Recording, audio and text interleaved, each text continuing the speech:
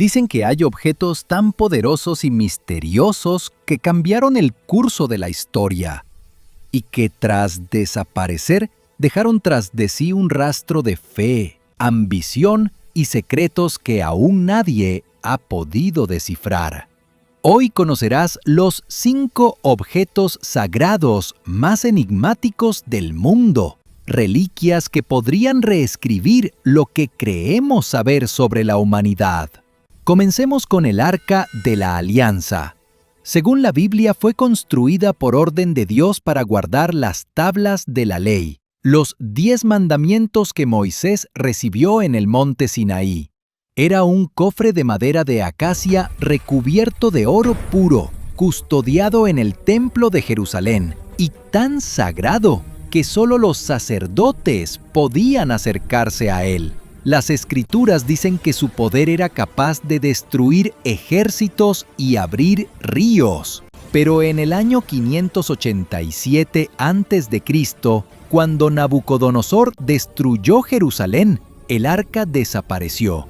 Algunos creen que fue escondida bajo el monte del templo, otros que fue llevada a Etiopía, donde los monjes aseguran que aún la protegen en la iglesia de Santa María de Sión. Nadie lo ha comprobado, porque el acceso está prohibido, y así, el cofre más poderoso de la historia sigue envuelto en silencio.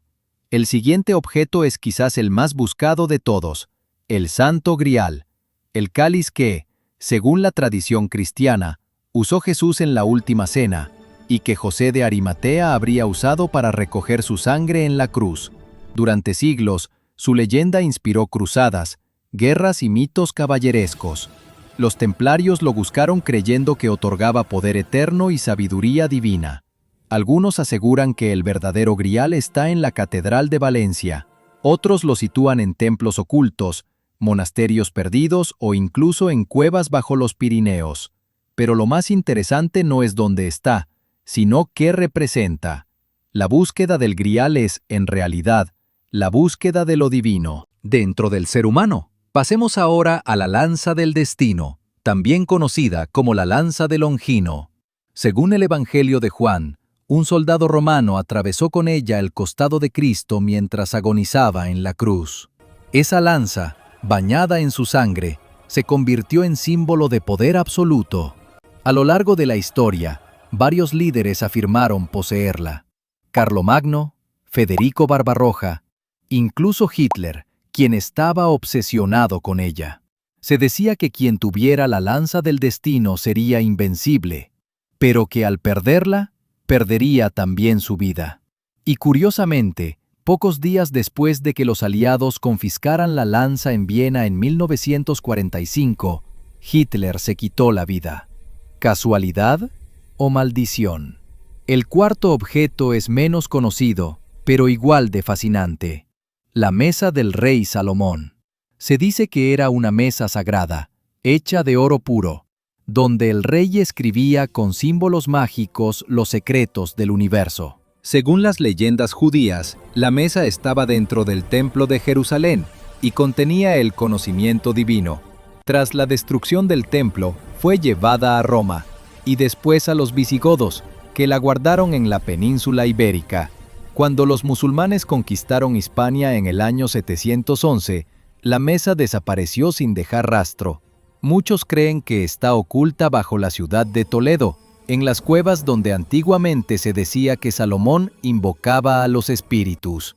Otros piensan que jamás existió físicamente y que representa el conocimiento perdido de la humanidad. Y por último, la menorá del segundo templo, el candelabro de 7 brazos hecho de oro macizo.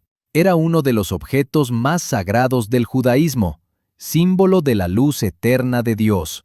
Cuando los romanos conquistaron Jerusalén en el año 70, se la llevaron a Roma como trofeo de guerra. Fue exhibida en el Templo de la Paz, hasta que, más de un siglo después, ese edificio se incendió y la menorá desapareció. Algunos creen que fue derretida, otros que fue escondida por los propios romanos o que hoy yace en los sótanos del Vaticano. 5 objetos, 5 enigmas que han sobrevivido milenios de guerras, invasiones y religiones. Nadie sabe dónde están, ni siquiera si todavía existen, pero su legado sigue vivo. Cada uno de ellos representa algo más que poder o riqueza. Son símbolos del vínculo eterno entre el hombre y lo divino, entre la historia y el misterio. Porque quizá lo más fascinante de estos objetos no sea encontrarlos, sino preguntarnos por qué seguimos buscándolos.